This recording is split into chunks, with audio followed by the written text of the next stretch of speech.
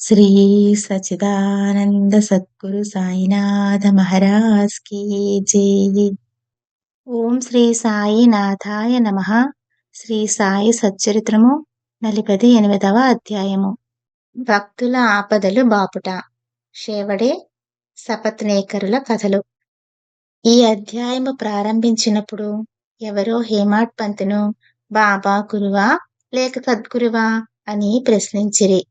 ఆ ప్రశ్నకు సమాధానమిచ్చుటకై సద్గురువు లక్షణములను హేమాడ్ పంతు ఇట్లు వర్ణించుచున్నారు. సద్గురుని లక్షణములు.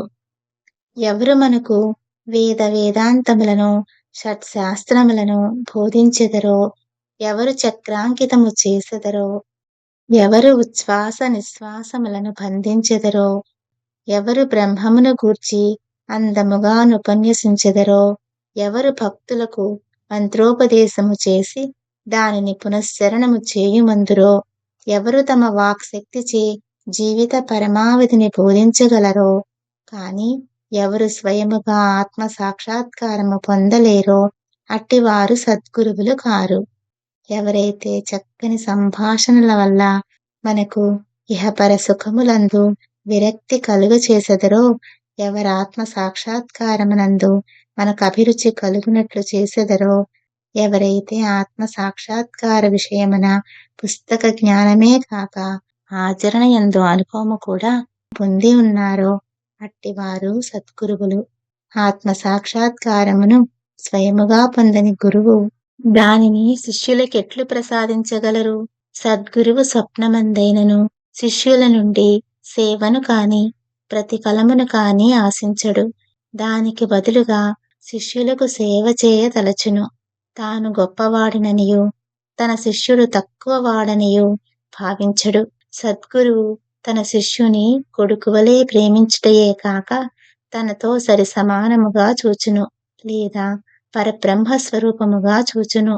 సద్గురుని ముఖ్య లక్షణమేమన, వారు శాంతమున కునికి పట్టు. వారెన్నడూ చాపల్యమును కాని చికాకు కాని చెందరు. తమ పాండిత్యమునకు వారు గర్వించరు.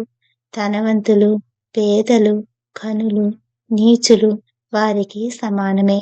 హేమాడ్ పంతు తన పూర్వజన్మ సుకృతముచే సాయిబాబా వంటి సద్గురుకు ఆశీర్వాదమును సహవాసమును పొందినని తలంచెను. బాబా యవ్వనమందు కూడా ధనము కూడబెట్టలేదు. వారికి కుటుంబము కాని స్నేహితులు కాని ఇల్లు కాని ఎట్టి ఆధారము కాని లేకుండెను. 18 ఏండ్ల వయస్సు నుండి వారు మనస్సును స్వాధీనమందుంచుకొనిరి. వారొంటరిగా నిర్భయముగా నుండెడివారు. వారెల్లప్పుడూ ఆత్మానుసంధానమందు మునిగియుండెడివారు. భక్తుల స్వచ్ఛమైన అభిమానమును చూచి వారి మేలు కొరకేవైనా చేయుచుండెడివారు. ఈ విధముగా వారు తమ భక్తులపై ఆధారపడి ఉండెడివారు. వారు భౌతిక శరీరముతోనున్నప్పుడు తమ భక్తులకు ఏ అనుభవములు నిచ్చుచుండిరో అట్టివి వారు మహాసమాధి చెందిన పిమ్మట కూడా వారిపై ఆధారపడిన భక్తులకు ఇప్పటికినీ నొసగుచున్నారు. అందుచే భక్తులు చేయవలసినదేమన, భక్తి విశ్వాసములనెడు హృదయ దీపమును సరిచేయవలను, ప్రేమ అను ఒత్తిని వెలిగించవలను. ఎప్పుడిట్లు చేసెదరో అప్పుడు జ్ఞానమనే జ్యోతి వెలిగి ఎక్కువ తేజస్సుతో ప్రకాశించును. ప్రేమ లేని జ్ఞానము ఉత్తది. అట్టి జ్ఞానం ఎవరికీ అక్కర్లేదు. ప్రేమ లేనిచో సంతృప్తి ఉండదు. కనుక మనకు అవిచ్ఛిన్నమైన అపరిమిత ప్రేమ ఉండవలెను. ప్రేమను మనమెట్లు పొగడగలము? ప్రతి వస్తువు దాని ఎదుట ప్రాముఖ్యము లేనిదగును.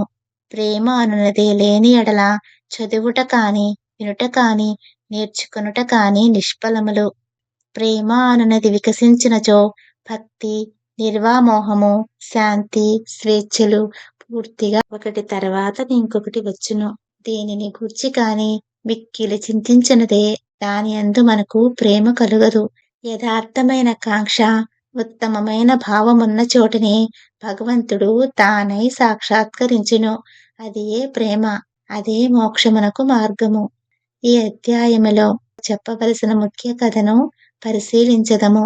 స్వచ్ఛమైన మనసుతో ఎవరైనను నిజమైన యోగీశ్వరుని వద్దకు పోయి వారి పాదములపై పడినచో తుదకు అతడు రక్షింపబడెను.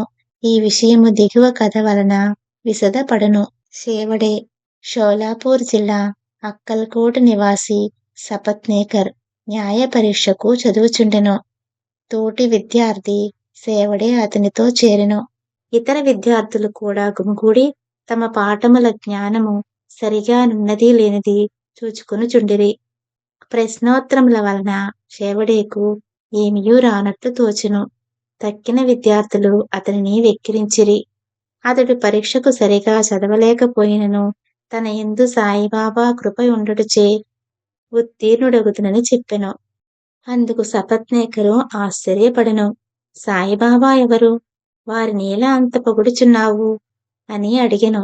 అందువలన సేవడే ఇట్లనెను. షిరిడీ మసీదులో ఒక ఫకీరు కలరు. వారు గొప్ప సత్పురుషులు. యోగులితరులున్నను వారు అమోఘమైన వారు. పూర్వజన్మ సుకృతమున్న కాని మనము వారిని దర్శించలేము. నేను పూర్తిగా వారినే నమ్మియున్నాను. వారు పలుకున్నది ఎన్నడూ అసత్యము కానేరదు. నేను పరీక్షలో తప్పక ఉత్తీర్ణుడగుదునని వారు నన్ను ఆశీర్వదించి ఉన్నారు. కనుక వారి కృపచే తప్పక చివరి పరీక్ష యందు ఉత్తీర్ణుడయ్యేదనెను. సపత్నేకర్ తన స్నేహితుని ధైర్యమునకు నవ్వెను. వానిని బాబా కూడా వెక్కిరించెను. సపత్నేకర్ దంపతులు. సపత్నేకర్ న్యాయ పరీక్షలో ఉత్తీర్ణుడయ్యెను. అక్కలకోటలో వృత్తిని ప్రారంభించి అచట న్యాయవాది అయ్యెను. 10 సంవత్సరముల పిమ్మట అనగా 1913లో వానికి గల ఒకే కుమారుడు గొంతు వ్యాధితో చనిపోయెను. అందువలన అతని మనస్సు వికలమయ్యెను. పండరీపురం, గాణగాపురం మొదలగు పుణ్యక్షేత్రములకు యాత్రార్థము పోయి శాంతి పొందవలననుకొనెను. కాని అతనికి శాంతి లభించలేదు. వేదాంతము చదివెను. కాని అది కూడా సహాయపడలేదు. అంతలో సేవడే మాటలు అతనికి బాబా యందు గల భక్తియు జ్ఞప్తికి వచ్చెను. కాబట్టి తాను కూడా షిరిడీకి పోయి శ్రీ సాయిని చూడవలననుకొనెను. అతడు తన సోదరుడగు పండితరావుతో షిరిడీకి వెళ్ళెను. దూరము నుండియే బాబా దర్శనము చేసి సంతసించెను. గొప్ప భక్తితో బాబా వద్దకేగి ఒక టెంకాయ నచట పెట్టి బాబా పాదములకు సాష్టాంగ నమస్కారము చేసెను. బయటకు పొమ్ము అని బాబా అరచెను. సపత్నేకర్ తల వంచుకుని కొంచెము వెనుకకు జరిగి అచట కూర్చుండెను. బాబా కటాక్షము పొందుటకు ఎవరి సలహా అయినా తీసుకొనుటకు యత్నించెను. కొందరు బాలా షింపీ పేరు చెప్పిరి. అతని వద్దకు పోయి సహాయమును కోరెను. వారు బాబా ఫోటోలను కొని బాబా వద్దకు మసీదుకు వెళ్ళిరి. బాలా షింపీ ఒక ఫోటోను బాబా చేతిలో పెట్టి అది ఎవరిదని అడిగెను. దానిని ప్రేమించువారిదని బాబా చెప్పుచూ సపత్నేకర్ వైపు చూపెను. బాబా నవ్వగా అచటి వారందరూ నవ్విరి. బాలా ఆ నవ్వు యొక్క ప్రాముఖ్యమేమని బాబాను అడుగుచూ సపత్నేకర్ను దగ్గరకు జరిగి బాబా దర్శనము చేయుమనెను. సపత్నేకర్ బాబా పాదములకు నమస్కరించగా బాబా తిరిగి వెళ్ళిపొమ్మని అరచెను. సపత్నేకర్కేమి చేయవలెనో తోచకుండెను. అన్నదమ్ములిద్దరూ చేతులు జోడించుకుని బాబా ముందు కూర్చుండిరి. మసీదు ఖాళీ చేయమని బాబా సపత్నేకర్ను ఆజ్ఞాపించెను. ఇద్దరూ విచారముతో నిరాశ చెందిరి. బాబా ఆజ్ఞను పాలించవలసి ఉండుటచే సపత్నేకర్ షిరిడీ విడవవలసి వచ్చెను. ఇంకొకసారి వచ్చినప్పుడైనా దర్శనమివ్వవలనని అతడు బాబాను వేడెను. సపత్నేకర్ భార్య. 1 సంవత్సరము గడిచెను. కాని అతని మనస్సు శాంతి పొందకుండెను. అతడు గాణగాపురము వెళ్ళెను. కాని అశాంతి హెచ్చెను. విశ్రాంతికై మాడేగాం వెళ్ళెను. తుదకు కాశీ వెళ్ళుటకు నిశ్చయించుకునెను. బయలుదేరుటకు 2 దినములకు ముందు అతని భార్యకొక స్వప్న దృశ్యము కనపడెను. స్వప్నములో ఆమె నీళ్ల కొరకు కుండ పట్టుకుని లక్షాబావికి పోవుచుండెను. అచటనొక ఫకీరు తలకొక గుడ్డ కట్టుకుని వేప చెట్టు మొదట కూర్చున్నవారు తన వద్దకు వచ్చి, ఓ అమ్మాయి, అనవసరముగా శ్రమపడెదవేళ, నేను స్వచ్ఛ జలముతో నీ కుండ నింపెదను అనెను. ఆమె ఫకీరుకు భయపడి వృత్తకుండతో వెనుకకు తిరిగిపోయెను. ఫకీరు ఆమెను వెన్నంటెను. అంతటితో ఆమెకు మెలకువ కలిగి నేత్రములు తెరచెను. ఆమె తన కలను భర్తకు చెప్పెను. అది ఏ శుభశకునమనుకుని ఇద్దరూ షిరిడీకి బయలుదేరిరి. వారు మసీదు చేరినప్పటికీ బాబా అక్కడ లేకుండెను. వారు లెండి తోటకు వెళ్ళి ఉండిరి. బాబా తిరిగి వచ్చే వరకు వారచట ఆగిరి. ఆమె స్వప్నములో తాను చూచిన ఫకీరుకు బాబాకు భేదమేమియూ లేదనెను. ఆమె మిగుల భక్తితో బాబాకు సాష్టాంగముగా నమస్కరించి బాబాను చూచుచూ అచటనే కూర్చుండెను. ఆమె అణకువ చూచి సంతసించి బాబా తన మామూలు పద్ధతిలో ఒక కథ చెప్పుటకు మొదలెడెను. నా చేతులు, పొత్తి కడుపు, నడుము చాలా రోజుల నుండి నొప్పి పెట్టుచున్నవి. నేననేక ఔషధములు పుచ్చుకుంటిని. కాని నొప్పులు తగ్గలేదు. మందులు ఫలమీయకపోవుటచే విసుగు చెందితిని. కాని నొప్పులన్నీ ఇచ్చట వెంటనే నిష్క్రమించుటకు ఆశ్చర్యపడుచుంటిని అనెను. పేరు చెప్పనప్పటికీ ఆ వృత్తాంతమంతయు సపత్నేకర్ భార్యదే. ఆమె నొప్పులు కూడా బాబా చెప్పిన ప్రకారము త్వరలో తగ్గిపోవుటచే ఆమె సంతసించెను. సపత్నేకర్ ముందుగా పోయి దర్శనము చేసుకునెను. మరలా బాబా బయటకు పొమ్మనెను. ఈసారి అతడు మిక్కిలి పశ్చాత్తాపపడి ఎక్కువ శ్రద్ధతో నుండెను. ఇది బాబాను తాను పూర్వము నిందించి ఎగతాళి చేసిన దాని ప్రతిఫలమని గ్రహించి దాని విరుగుడు కొరకు ప్రయత్నించుచుండెను. బాబాను ఒంటరిగా కలుసుకుని వారిని క్షమాపణ కోరవలనని యత్నించుచుండెను. అట్లే ఒనర్చెను. అతడు తన శిరస్సును బాబా పాదములపై పెట్టెను. బాబా తన వరదహస్తమును సపత్నేకర్ తలపై పెట్టెను. బాబా కాళ్ల నొత్తుచు సపత్నేకర్ అక్కడనే కూర్చుండెను. అంతలో ఒక గొల్ల స్త్రీ వచ్చి బాబా నడుమును పట్టుచుండెను. బాబా ఒక కోమటి కథ చెప్పదొడంగెను. వాని జీవితములోని కష్టములన్నీయూ వర్ణించెను. అందులో వాని ఒకే కొడుకు మరణించిన సంగతి కూడా చెప్పెను. బాబా చెప్పిన కథ తనదే అని సపత్నేకర్ మిక్కిలి ఆశ్చర్యపడెను. బాబాకు తన విషయములన్నీయూ తెలియుటచే విస్మయమందెను. బాబా సర్వజ్ఞుడని గ్రహించెను. అతడందరి హృదయములను గ్రహించుననెను. ఈ ఆలోచనలు మనస్సున మెదలుచుండగా బాబా ఆ గొల్ల స్త్రీకి చెప్పుచున్నట్లే నటించి సపత్నేకర్ వైపు చూపించి ఇట్లనెను.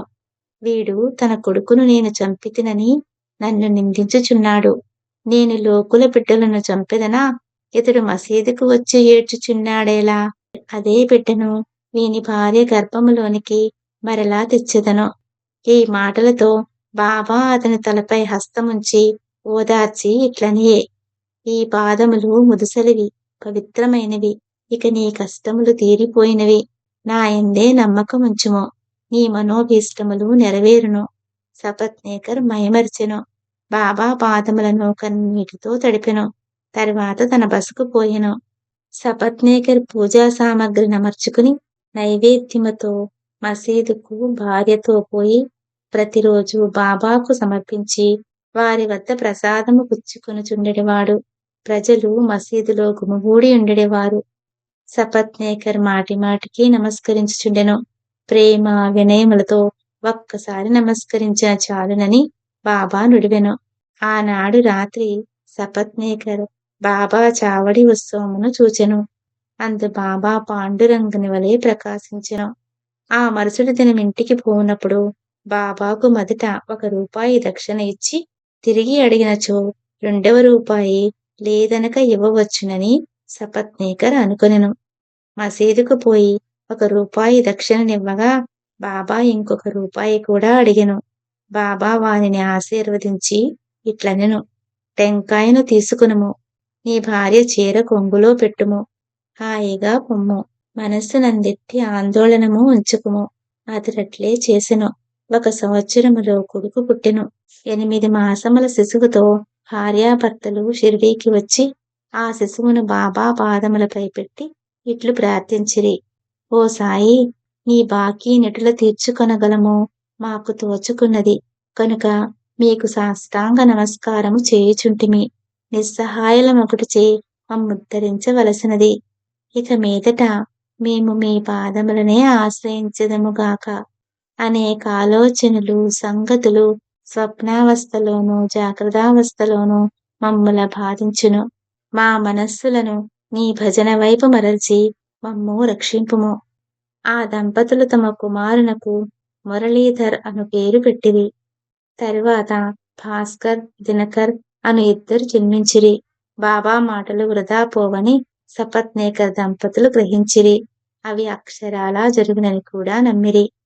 శ్రీ సాయినాథాయ నమః. 48వ అధ్యాయము సంపూర్ణము.